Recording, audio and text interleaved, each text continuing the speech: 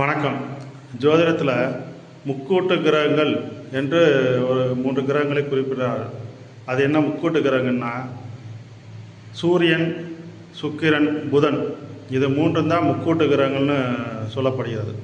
பொதுவாக நீங்கள் வளிமண்டலத்தில் பார்த்தாலே தெரியும், சூரியனுக்கு பக்கத்தில் புதன், அதுக்கு அடுத்தாப்புல சுக்கிரன் இருக்குது வளிமண்டலத்தில். அதனால் எப்போவுமே இந்த 3 கிரகங்களும் இணைந்தே இருக்கும். பெரும்பாலும் ஜாதக கட்டத்தில் நீங்கள் பார்த்தாலுமே, உதாரணத்துக்கு லக்னத்தில் சூரியன் இருக்குன்னு வச்சுக்காங்களேன், அந்த சுக்கிரன் 3ஆம் கட்டத்துக்கு தாண்டி போகாது.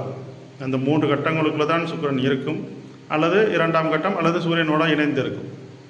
இதே போல் புதனை எடுத்துக்கிட்டிங்கன்னா, சூரியன் 1ஆவது கட்டத்தில் இருக்குன்னு வச்சுக்காங்க லக்னத்தில், புதன் அதுக்கு அடுத்து 2ஆம் கட்டம், அதுக்கு தாண்டி போகாது.